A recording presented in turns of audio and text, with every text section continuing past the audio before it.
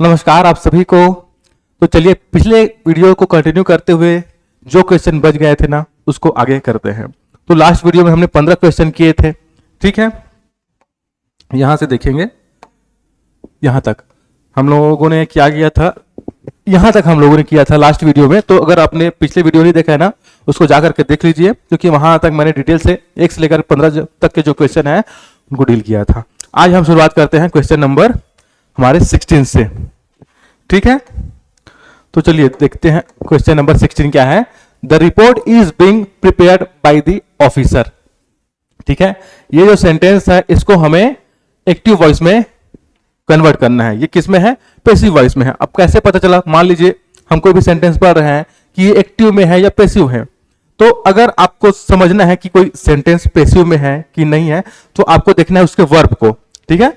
क्या देखना है? वर्ब को देखना है। अगर आपको वर्ब में ना, ठीक है, बी की फॉर्म प्लस V3 आता है, बी की फॉर्म प्लस V3 आता है तो वो हमेशा एक पैसिव वॉइस का सेंटेंस होगा। अब बी की फॉर्म क्या क्या होते हैं मैंने आपको कई बार बताया है। ये होता है इज, एम, आर, है ना, वॉज, ठीक है, ये वॉज है, वॉज, वर, ठीक है।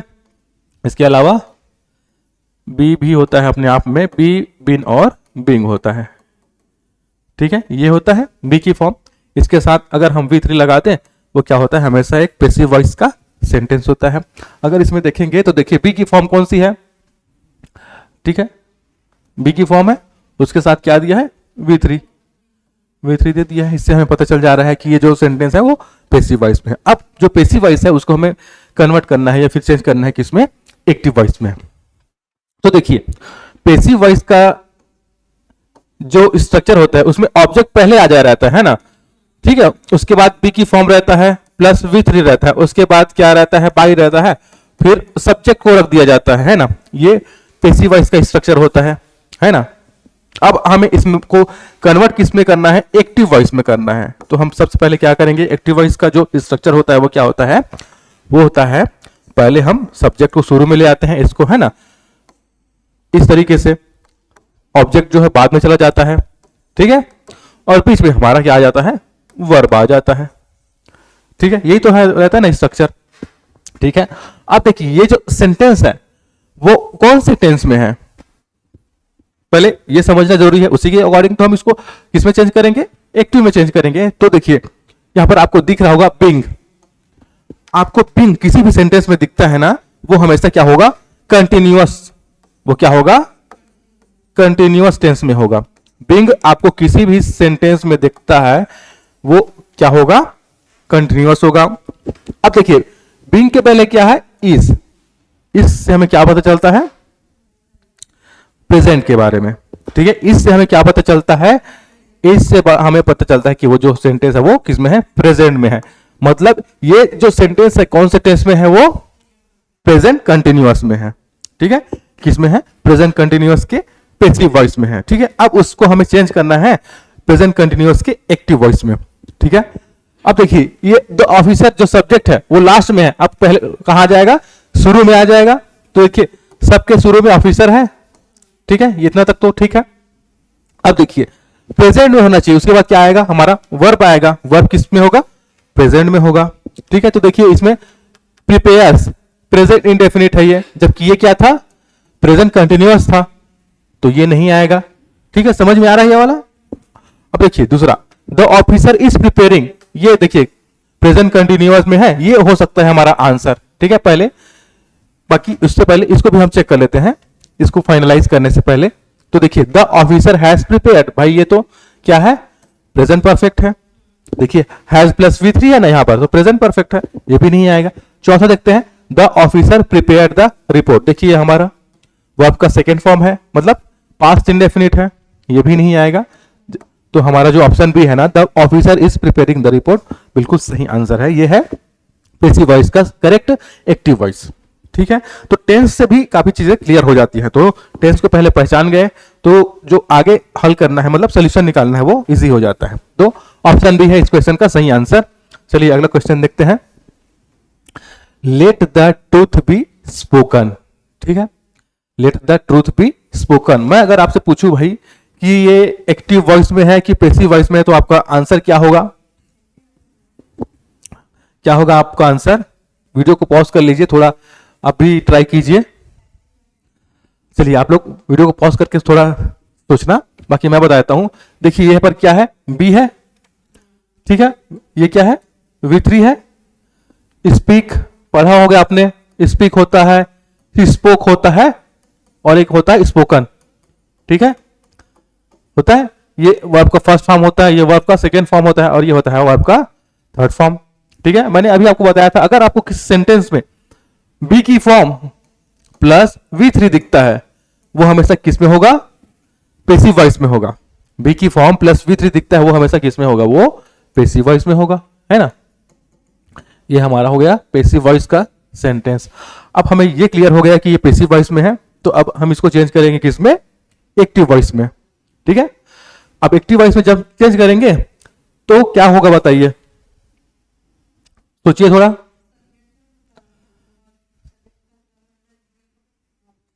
अब देखिए ये जो है, जो लास्ट में है, वो क्या हो जाएगा? सबसे शुरू में आ जाएगा, ठीक है। ये सबसे पहले क्या हो जाएगा? शुरू में आ जाएगा, ठीक है।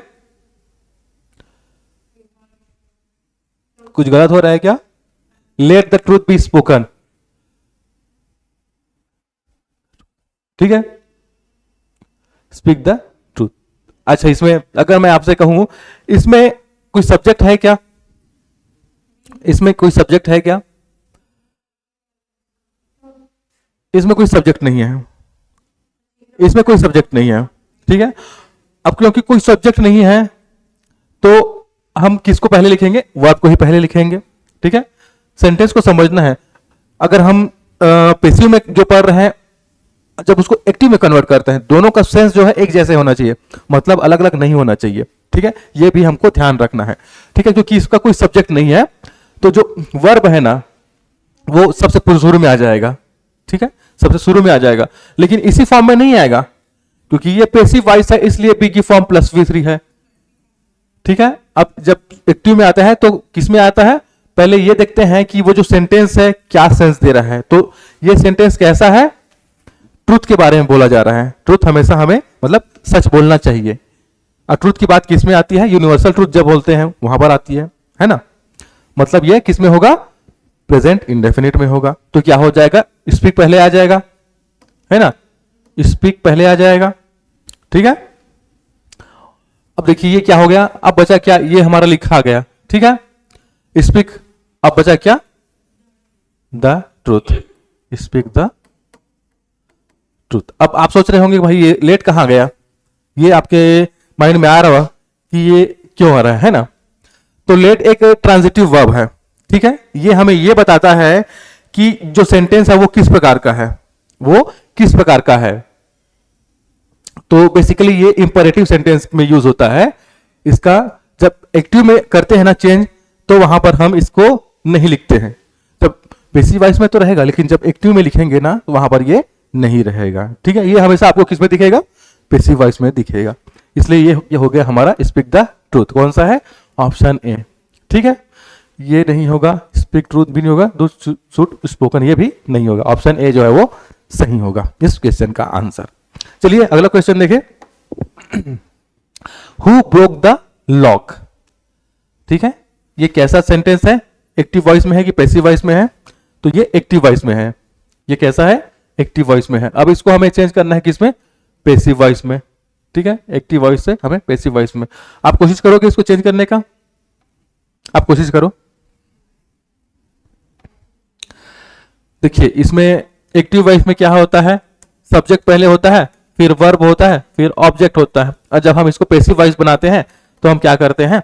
पहले ऑब्जेक्ट को ले आते हैं, जो ये है ना, ये पहले आ जाएगा। फिर क्या होगा? वर्ब आएगा, वर्ब में बी की फॉर्म प्लस V3 आएगा, फिर हमारा बाई आएगा, है ना। अगर बाई की जरूरत है और बाई नहीं लगेगा उसके बाद सब्जेक्ट आएगा, ठीक है। ये हमारा स्ट्रक्चर होता है ना। तो देखिए इसमें ऑब्जेक्ट क्या है? ऑब्जेक्ट क्या है? हमारा लॉक है, ठीक है, द लॉक, है ना। तो ये हम लिख सकते हैं द लॉक, ठीक है। अच्छा, ये जो सेंटेंस है कैसा है? कौन से टेंस में है? V2 वर्ब का सेकेंड फॉर्म है, मतलब पास्ट इंडेफिनिट है। तो जब हम इसको पेसिव में, देखिए इसको, हाँ पेसिव में जब चेंज करेंगे तो जो हेल्पिंग वर्ब है बी की फॉर्म है वो भी उसी के अनुसार होगा। पास्ट का क्या हो जाएगा, सॉरी ये हो जाएगा हमारा लॉक हो गया, वॉज है ना, बी की फॉर्म है ना वॉज। अब वॉज क्यों लगाया, क्योंकि हम पास्ट इंडेफिनिट की बात कर रहे हैं इसीलिए वॉज। अब ब्रोक का क्या हो जाएगा, V3 break, broke, broken, broken हो जाएगा। ठीक है, V3 यही है ना वर्ब का थर्ड फॉर्म, ब्रोकन। और अगर इसका V1 बोलूं तो क्या होगा, ब्रोक का नहीं, ब्रेक, ब्रेक होगा। ठीक है, ब्रेक होगा। तो द लॉक वॉज ब्रोकन, ठीक है, क्या होगा, बाई, बाई। अब हु क्या होता है, ये प्रोनाउन होता है। ठीक है, ये कैसा होता है, प्रोनाउन। तो ये सब्जेक्टिव कैसे है वहां पर, क्योंकि सब्जेक्ट के रूप में यूज हुआ है। लेकिन जब हु को हम, अच्छा देखिए बाई क्या है, प्रीपोजिशन है। क्या है ये, प्रीपोजिशन है। तो प्रीपोजिशन आ रहा है तो उसका ऑब्जेक्ट भी आएगा। ठीक है, तो हु तो हो नहीं सकता क्योंकि ये सब्जेक्टिव केस है। क्या है, ये सब्जेक्टिव केस है, इसका ऑब्जेक्टिव केस यहां पर होगा। क्योंकि जितना भी ना आप प्रीपोजिशन पढ़ोगे, प्रीपोजिशन यूज हो रहा है उसके बाद हमेशा उसका ऑब्जेक्टिव केस आएगा। ठीक है, प्रीपोजिशन का ऑब्जेक्ट होता है क्योंकि, और ऑब्जेक्टिव केस के रूप में हम हमेशा ऑब्जेक्ट का यूज करेंगे। ठीक है, तो हमें हु का ऑब्जेक्टिव केस क्या होता है, हुम, हुम, उसका यूज हमें करना पड़ेगा। तो यहां पर क्या आ जाएगा, बाई होम, ये होगा। ठीक है, the clock was broken by home. अब देखिए आपको दिख रहा होगा, तो ऐसा तो इसमें किसी में नहीं दिख रहा है, कोई भी ऑप्शन में ऐसा नहीं दिख रहा है। लेकिन अगर आप ध्यान से देखोगे ना तो सेम अर्थ वाला, बस वर्ड इधर उधर कर दिया जाएगा, सेम अर्थ वाला मतलब मीनिंग वाला आपको सेंटेंस मिल जाएगा। देखिए, ठीक है, अब देखिए बाय होम। ठीक है, हाँ, क्योंकि इसमें देखिए क्वेश्चन पूछा जा रहा है ना, क्वेश्चन पूछा जा रहा है, तो जो क्वेश्चन होगा मतलब जो पैसिव वॉइस होगा वो भी इसी तरीके से होगा। अगर आप देखोगे by whom the lock was broken, ये गलत हो जाएगा। क्यों, क्योंकि देखिए इसमें सब्जेक्ट आ गया है, फिर वर्ब आया है बाद में, जबकि जब हम इंटेरोगेटिव सेंटेंस की बात करते हैं उसमें वर्ब पहले आता है और सब्जेक्ट बाद में आता है ना, यही तो होता है ना। ठीक है, by whom was the lock, ये हो सकता है आंसर हमारा। ठीक है, by whom has the lock broken, ये गलत है। क्यों, क्योंकि देखिए यहां पर हैज आ गया है, हैज आ गया है ना, जबकि आना चाहिए क्या, वहां पर वॉज आना चाहिए था। हुम ब्रोक द लॉक, ये भी गलत है। ठीक है, ये भी गलत है। तो मतलब हमारा जो ऑप्शन बी है ना वो सही आंसर है। ठीक है, तो अगर आपको सेंस उसका समझ में आ रहा है, अर्थ समझ में आ रहा है, तो उससे भी आपको मतलब आप उसको फिगर आउट कर सकते हो। ठीक है, चलिए अगला क्वेश्चन देखें, आगे बढ़े। देखिए हमारा अगला क्वेश्चन है, he said I am innocent change into indirect speech. ये क्या है, डायरेक्ट स्पीच। ये नरेशन का क्वेश्चन है ना, किसका क्वेश्चन है ये, नरेशन। ठीक है, नरेशन, नरेशन आप लोगों ने पढ़ा होगा, नरेशन का क्वेश्चन है। तो ये डायरेक्ट नरेशन है या फिर डायरेक्ट स्पीच है। अब इसको हमको क्या करना है, इनडायरेक्ट स्पीच में हमें इसे कन्वर्ट करना है। देखिए ये क्या होता है, इसको कहते हैं हम रिपोर्टेड स्पीच। जो डबल इन्वर्टेड कॉमा के अंदर रहता है उसको हम क्या कहते हैं, रिपोर्टेड स्पीच। ठीक है, यहां पर जो वर्ब होता है उसे हम कहते हैं रिपोर्टिंग वर्ब। ये होता है हमारा रिपोर्टिंग वर्ब। ठीक है, अब जब हम इसको यहीं से करते हैं, ही सेड, ठीक है, ही सेड, ब्रैकेट रहेगा, सॉरी ब्रैकेट बोलता हूं, डबल इन्वर्टेड कॉमा ओपन होगा, आई एम इनोसेंट। ठीक है, इनोसेंट, कुछ इस तरीके से। ठीक है, याद रख, आपको ध्यान रखना है कि जो यहां पर फुल स्टॉप है ना इसके पहले होगा, डबल इन्वर्टेड कॉमा है उसके अंदर रहेगा, बाहर नहीं करना है। ठीक है, अब जब हम इसको डायरेक्ट है, ये डायरेक्ट है, इसको इनडायरेक्ट में करते हैं तो सबसे पहले हम क्या करते हैं, पहला इसको एज इट इज लिख देते हैं। क्या हो जाएगा ये, ही सेड। ठीक है, अब यहां पर इनके जगह क्या आ जाएगा, दैट लिख देते हैं। ठीक है, हम क्या लिखेंगे, दैट, दैट हो जाएगा, ही सेड दैट। अब ये जो हमारा सेंटेंस है वो इसके पॉइंट ऑफ व्यू से लिखा जाएगा, किसके, जो बोल रहा है उसके पॉइंट ऑफ व्यू से, मतलब उसके नजरिए से लिखा जाएगा। ठीक है, तो क्या हो जाएगा, आई का क्या हो जाएगा, ही हो जाएगा। ठीक है, ही। अब ये देखिए यहां पर जो टेंस है मतलब जो वर्ब है वो भी इसके अनुसार होगा। अब ये सेट क्या है, V2 है, वो आपका सेकेंड फॉर्म है। ठीक है, तो ये क्या हो जाएगा, वॉज हो जाएगा, और ये जो है एज इट इज लिखा जाएगा, इनोसेंट जो है। ठीक है, ये हो जाएगा innocent as it is. He said that he was innocent. कौन से ऑप्शन में ऐसा कुछ, ऑप्शन फर्स्ट में है ना, हाँ ये है हमारा सही आंसर। ये नहीं है, ये नहीं है, ये भी नहीं है। तो इस तरीके से आपको नरेशन के क्वेश्चन को डील करना है जब आप क्वेश्चन मतलब अप्रोच करते हो उस समय। ठीक है, क्वेश्चन देखते हो ना सॉल्व करते समय, ये चीजें आपको देखना है। सबसे पहले तो अच्छे से समझ लीजिए डायरेक्ट स्पीच में क्या दिया है। यहाँ जो वर्ब है वो कौन सा है, प्रेजेंट में है, पास्ट में है, फ्यूचर में है, किस तरह का वो वर्ब है। ठीक है, क्योंकि यहाँ जो वर्ब होगा वो उसी के अनुसार चेंज होगा। ठीक है, यहाँ जो वर्ब होगा ना वो इसी के अनुसार चेंज होता है। ठीक है, और यहाँ जो सब्जेक्ट होता है वो इसी के अनुसार चेंज हो जाता है। ठीक है, तो ये चीज आपको हमेशा ध्यान रखना है। चलिए अगला क्वेश्चन देखते हैं। She said to me do you trust me. आप कोशिश करोगे, इसको भी हमें डायरेक्ट स्पीच है, इसको हमें इनडायरेक्ट में कन्वर्ट करना है। आप कोशिश करोगे इनडायरेक्ट स्पीच में। चलिए हम डायरेक्ट यहां से करते हैं। सी सेड टू मी, है ना। देखिए जब हम सेड टू को ना, जैसे से टू होता है या सेस टू होता है ना, को हम क्या बोलते हैं, टेल्स कर देते हैं। ठीक है, उसी प्रकार सेड टू को हम क्या कर सकते हैं, टोल्ड टोल्ड कर सकते हैं। ठीक है, इनडायरेक्ट स्पीच में करते हैं। चलिए तो क्या होगा, सी टोल्ड मी, ठीक सी। अच्छा डू यू, अच्छा इधर देखिए, डू यू ट्रस्ट मी, यहां पर क्वेश्चन मार्क है तो यहां पर टोल्ड नहीं आएगा, यहां पर आस्क्ड आ जाएगा, क्योंकि यहां पर क्वेश्चन पूछा जा रहा है। तो सी आस्क्ड हो जाएगा, है ना, सी आस्क्ड मी। ठीक है, मी। हाँ आगे, हाँ हाँ बिल्कुल सही, क्योंकि क्वेश्चन मार्क है, क्वेश्चन पूछा जा रहा है, इसीलिए यहां पर पहले क्या आ जाएगा, हेल्पिंग वर्ब आ जाएगा। ठीक है, बिल्कुल सही बताया आपने। तो ऑप्शन बी क्या है, बिल्कुल सही है। ठीक है, इसी तरीके से आपको भी बना करके देखना है। ठीक है, अगला क्वेश्चन देखें।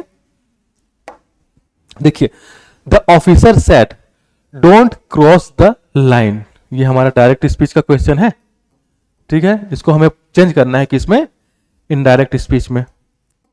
आप लोग भी वीडियो को पॉज करना है, आपको भी एफर्ट डालना है, आपको वो भी बना करके देखना है। ठीक है, नहीं समझ में आ रहा है उसके बाद तो हम तो बनाने के लिए हैं ही, है ना।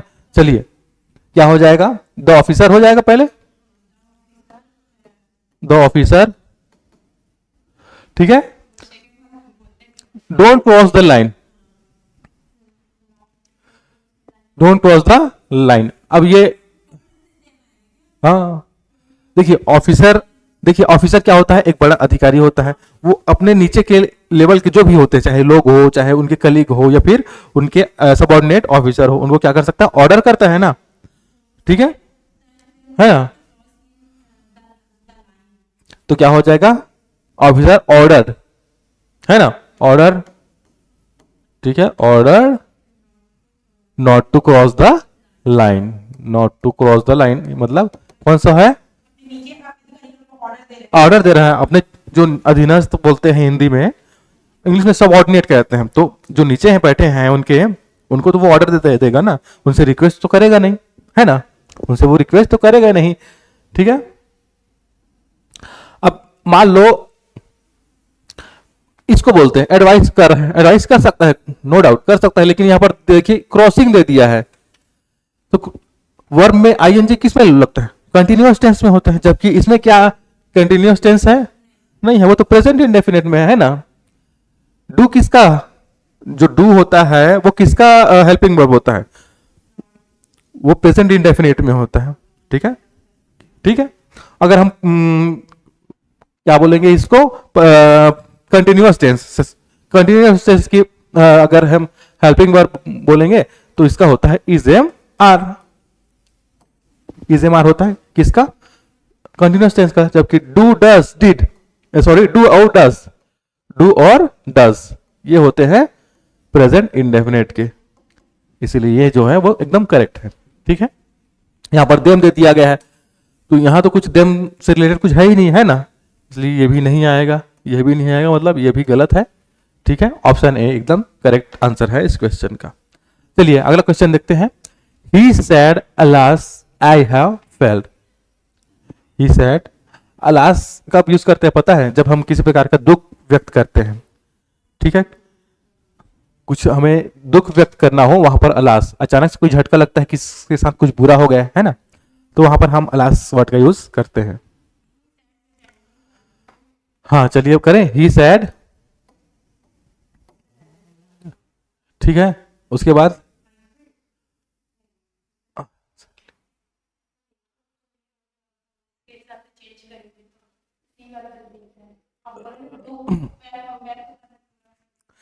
देखिए आपको कभी कंफ्यूजन हो इसमें और इसमें, ठीक है, तो आपको जो वर्ब है उसको भी देखना है।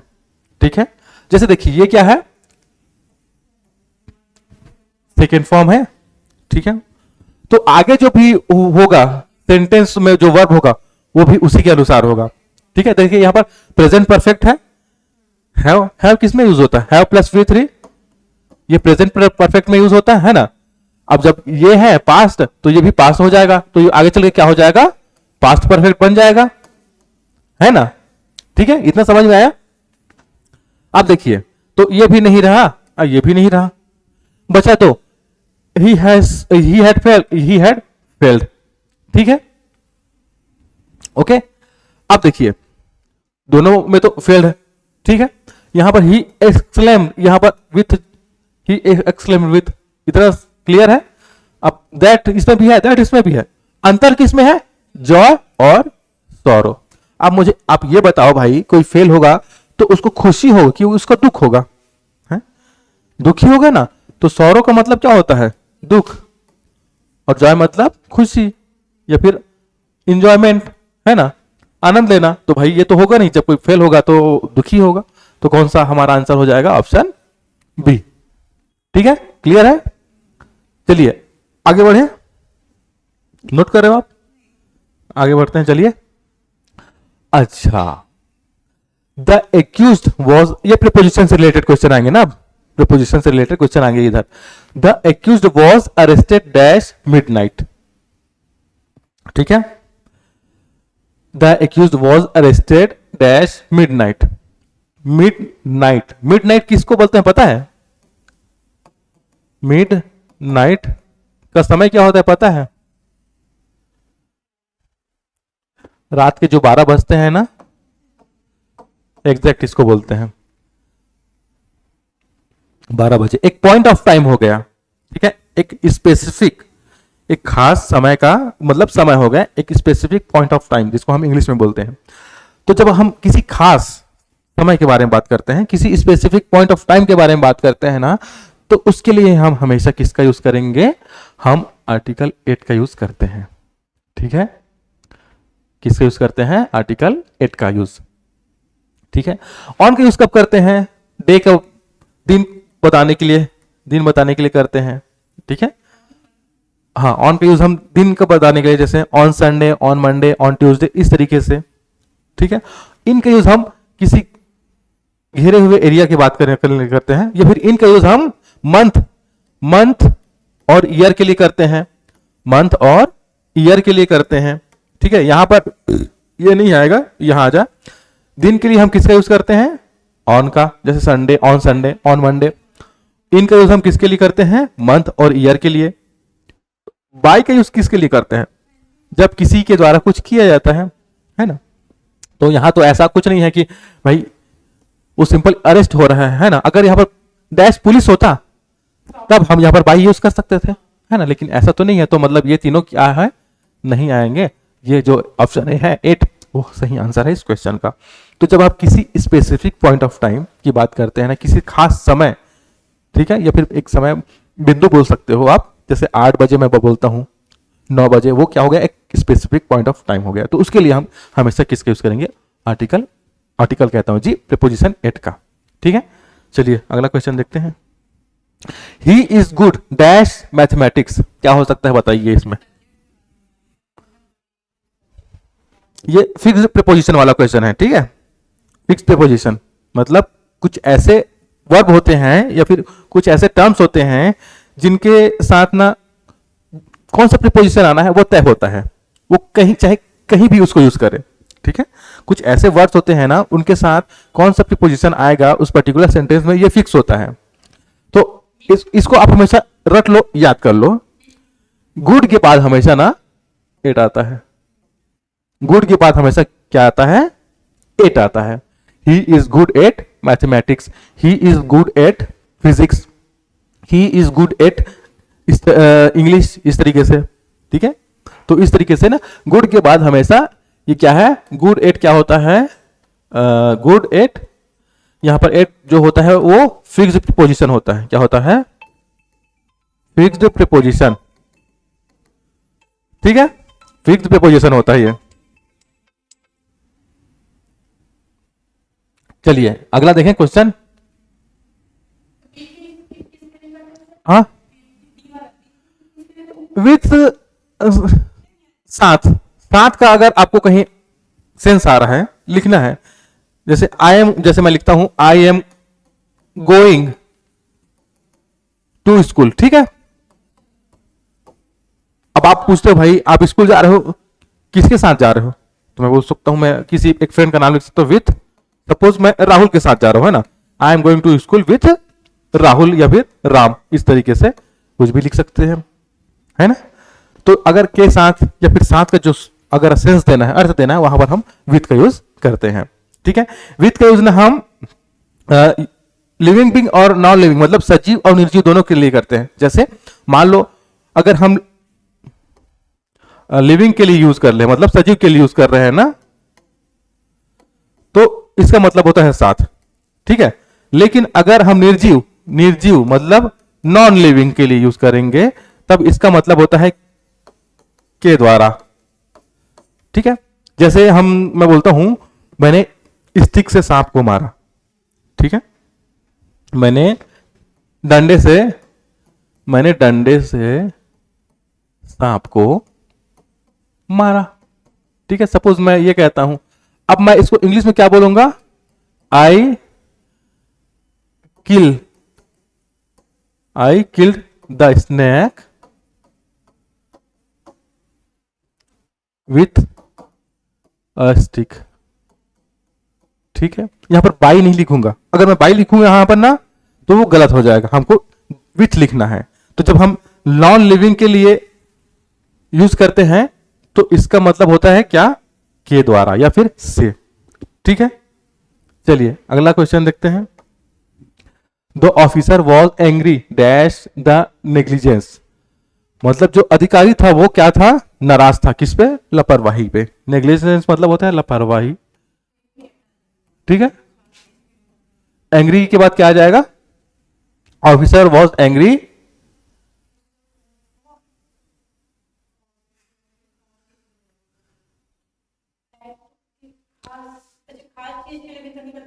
हम्म,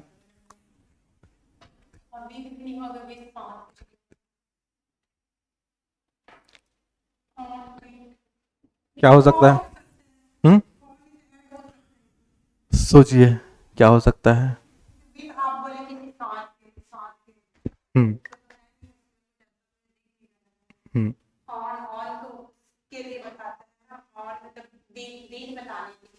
हम्म,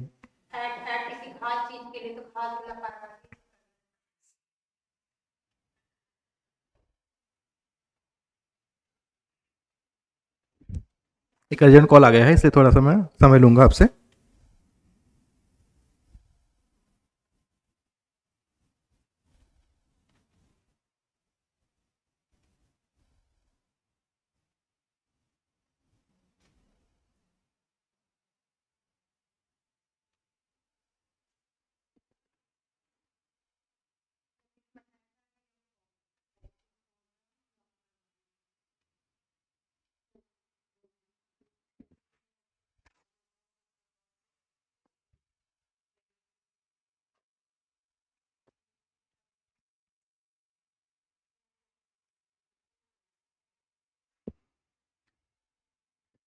चलिए, समझ में आया?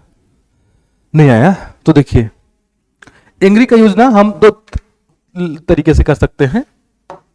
एंग्री का यूज हम दो तरीके से कर सकते हैं। देखिए, एक होता है एंग्री विथ, ठीक है, एंग्री विथ, और एक होता है एंग्री एट। एक होता है एंग्री विथ, एक होता है एंग्री एट। एंग्री विथ और एट। अब तो जब हम किसी व्यक्ति से नाराज होते हैं ना, गुस्सा होते हैं, तो हम एंग्री विथ यूज करते हैं जब किसी व्यक्ति से नाराज हो, किसी पर्सन से, ठीक है। लेकिन अगर किसी चीज से नाराज हो, जैसे व्यक्ति ने कुछ ऐसा कर दिया जो हमें पसंद नहीं आया, तो उस चीज से, उस काम से हम नाराज हो, किसी चीज से नाराज हो, तब हम एंग्री एट का यूज करते हैं। किसी चीज से या किसी एक्शन से, है ना, नाराज हो, तब हम एंग्री एट का यूज करते हैं। अब बताइए, अब यहां पर क्या आएगा? यहां पर व्यक्ति का नाम दिया है क्या, उसके एक नेग्लिजेंस के बारे में बात कर रहे हैं, उसके एक ऐसा एक्शन के बारे में बात किया जा रहा है जिसके कारण ऑफिसर क्या हुआ, नाराज हुआ। तो यहां पर क्या आ जाएगा? एंग्री एट आ जाएगा, ठीक है। ऑप्शन सी हमारा सही आंसर हो जाएगा।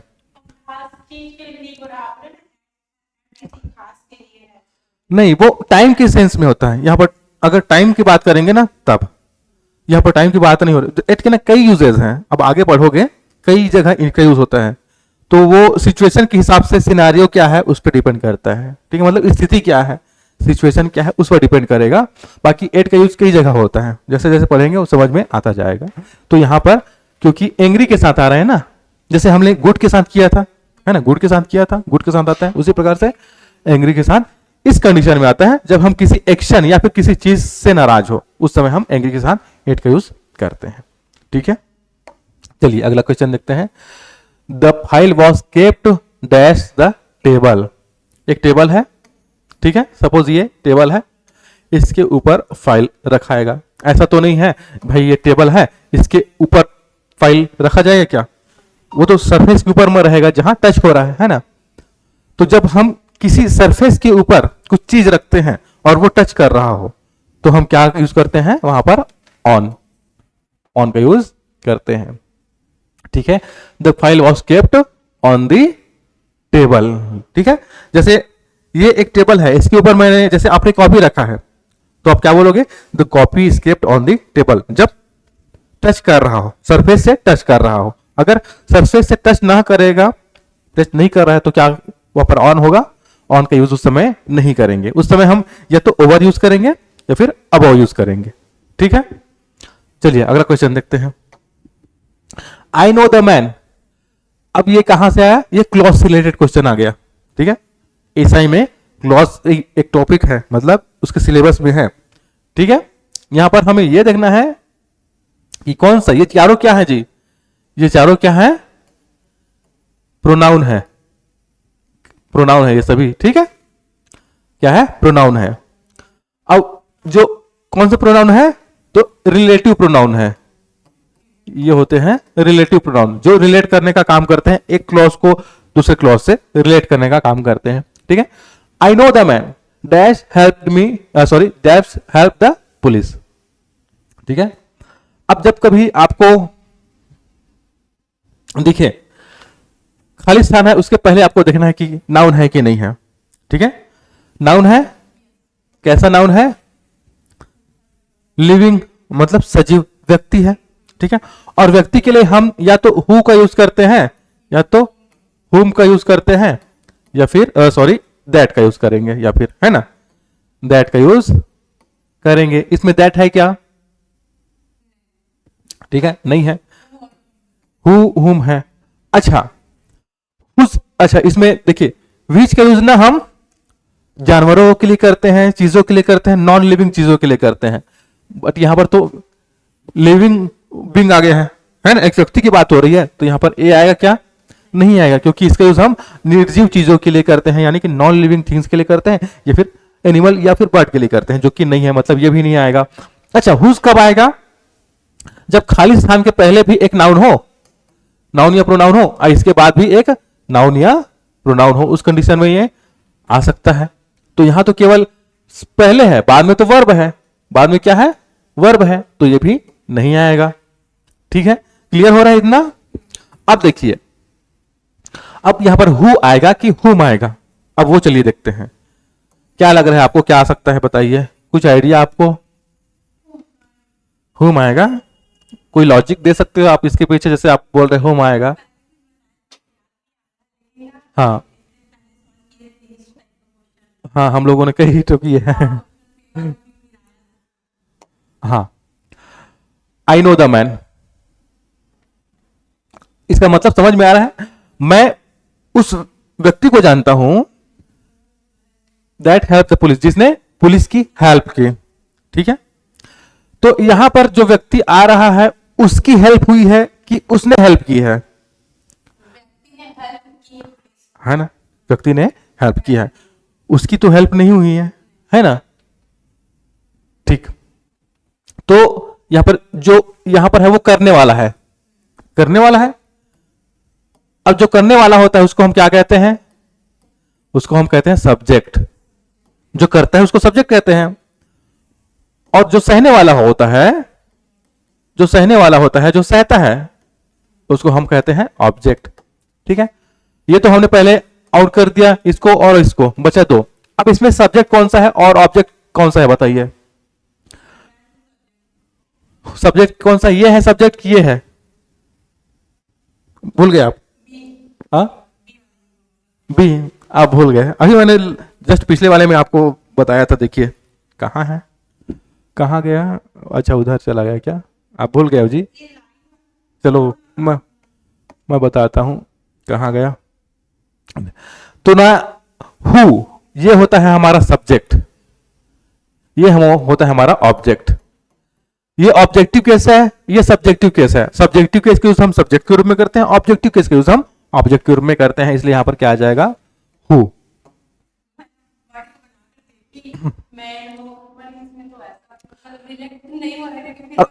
मान लो आपको ऐसा हो कि सेंटेंस का मतलब भी समझ नहीं आ रहा है, तो आप ये कर सकते हो कि अगर सेंटेंस है ना तो उसमें सब्जेक्ट और वर्ब का कॉम्बिनेशन होगा ही होगा। ठीक है, अगर सेंटेंस है तो उसमें सब्जेक्ट और वर्ब का कॉम्बिनेशन होगा ही होगा। तो इसमें हम कॉम्बिनेशन बना के देखते हैं, चलिए बनता है कि नहीं बनता है। ठीक है, उससे और हो सकता है क्लियर हो जाए आपको। देखिए, आई क्या है? सब्जेक्ट है, नो वर्ब है, एक कॉम्बिनेशन ये बन गया। ठीक है, अगर सब्जेक्ट है तो उसका वर्ब भी होगा, या फिर अगर वर्ब है तो उसका सब्जेक्ट भी जरूर होगा। और देखिए, जैसे नाउन का काम होता है सब्जेक्ट या ऑब्जेक्ट का, उसी प्रकार से एक प्रोनाउन का भी काम होता है, या तो सब्जेक्ट होगा या तो ऑब्जेक्ट होगा। ठीक है, तो ये इधर क्लियर हो गया। अब इधर देखिए, यहां पर क्या है? ये हेल्प, ये वर्ब है। ठीक है, तो भाई ये वर्ब है तो इसके पहले इसका सब्जेक्ट तो होगा, क्योंकि वर्ब है तो सब्जेक्ट होगा, सब्जेक्ट है तो वर्ब होगा। ठीक है, तो यहां पर क्या आ जाएगा? सब्जेक्ट आएगा, और सब्जेक्ट के रूप में हम किसका यूज करते हैं? हु का। हुम का यूज किसके रूप में होता है? ऑब्जेक्ट के रूप में, इसलिए यहां पर क्या आ जाएगा? Option C. ठीक है, चलिए अगला क्वेश्चन देखते हैं। He failed dash he did not work hard. वह फेल हो गया क्योंकि उसने क्या किया? कड़ी मेहनत नहीं किया। ठीक है, तो आपको कंजंक्शन वाले क्वेश्चन में ना हिंदी मीनिंग पता हो तो आपके लिए आसान हो जाएगा। ठीक है, कंजंक्शन ये क्या है? कंजंक्शन है ये, आल्दो, हालांकि। आल्दो का मतलब क्या होता है? हालांकि। ठीक है, बिकॉज मतलब क्या होता है? क्योंकि। ठीक है, अनलेस का मतलब होता है यदि नहीं, यदि नहीं, और इफ का मतलब होता है यदि। बताइए क्या आएगा इसका? He fail dash he did not work, वह फेल हुआ क्योंकि उसने कड़ी मेहनत नहीं की। क्या आएगा बताइए? बिकॉज ही आएगा। वह फेल हो गया क्योंकि उसने कड़ी मेहनत नहीं की। ठीक है, तो अगर कंजंक्शन वाले में, ये सभी ना कंजंक्शन होते हैं, ठीक है, तो इनका आपको हिंदी मीनिंग पता है ना, तो उससे सॉल्व करना काफी इजी हो जाता है।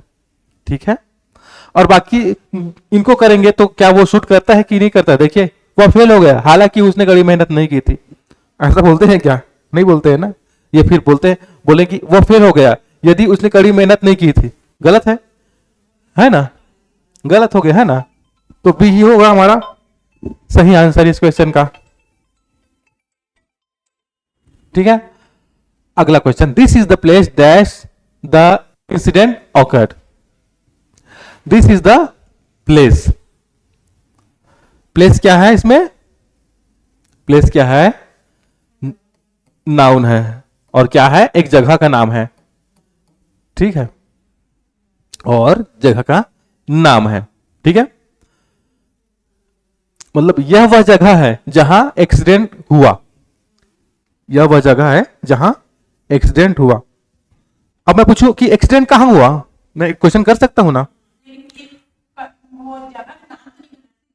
हाँ हाँ हाँ, तो आप पूछ, हाँ बीज तो आएगा नहीं, बीज भी नहीं आएगा। हाँ ठीक है, ये भी नहीं आएगा। अब इसका एक तो लॉजिक है, एक ही लॉजिक है भाई। किसी जगह के बारे में बात करते हैं ना, सपोज कोई जगह है, सपोज बिलासपुर। ठीक है, बिलासपुर में, ठीक है, तो आप, मैं पूछूंगा आप कहां रहते हो, कहां। ठीक है, प्लेस के लिए हम किसका यूज कर रहे हैं पूछने के लिए? कहां। इसके लिए मैं कौन बोल सकता हूं क्या प्लेस के लिए? किसे बोल सकता हूं क्या? क्यों बोल सकता हूं क्या? क्यों से क्वेश्चन कर सकता हूं क्या जगह के लिए? नहीं कर सकता ना। कौन से क्वेश्चन कर सकता हूं ना, या फिर किसे से क्वेश्चन कर सकता हूं क्या? ये सभी तो व्यक्ति के लिए होता है, ये व्यक्ति के लिए होता है, ये व्यक्ति के लिए होता है, ये कारण के लिए होता है ना। अगर मैं कहां बोलूं तो आप जवाब दोगे जगह का नाम, है ना। अब कहां को इंग्लिश में क्या बोलते हैं? वेयर, यही बोलते हैं। तो जब कभी खाली स्थान हो उसके पहले कोई जगह का नाम दिया हो तो आपको क्या करना है? वेयर को यूज करना है कनेक्ट करने के लिए। ठीक है, तो ऑप्शन क्या हो जाएगा? B, where. This is the place where the incident occurred, मतलब ये वह जगह है जहां एक्सीडेंट हुआ या दुर्घटना हुआ। ठीक है, चलिए अगला क्वेश्चन देखें। ये आज का लास्ट क्वेश्चन है।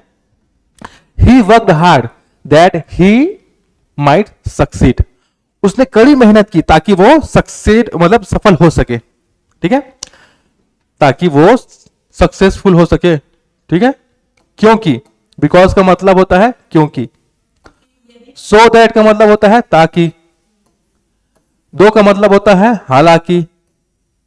ठीक है, ये हालांकि, और अनलेस का मतलब होता है यदि नहीं। यदि नहीं क्या आएगा बताइए आप इस? हाँ, नहीं आएगा, है ना।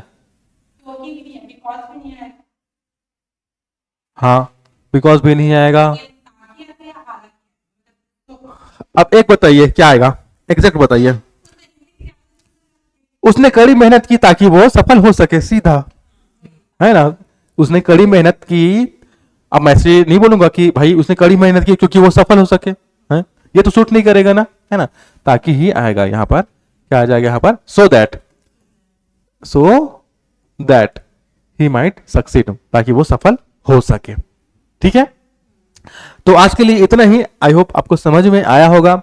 अगर समझ में आया है तो वीडियो को लाइक कीजिए, सब्सक्राइब कीजिए चैनल को, और ज्यादा से ज्यादा शेयर कीजिए। साथ ही हमसे जुड़े रहिए क्योंकि मैं एसआई भर्ती की जो सीरीज है उसको कंटिन्यू करते रहूंगा। तो इसी चैनल पे हम आपसे मिलते रहेंगे। ओके।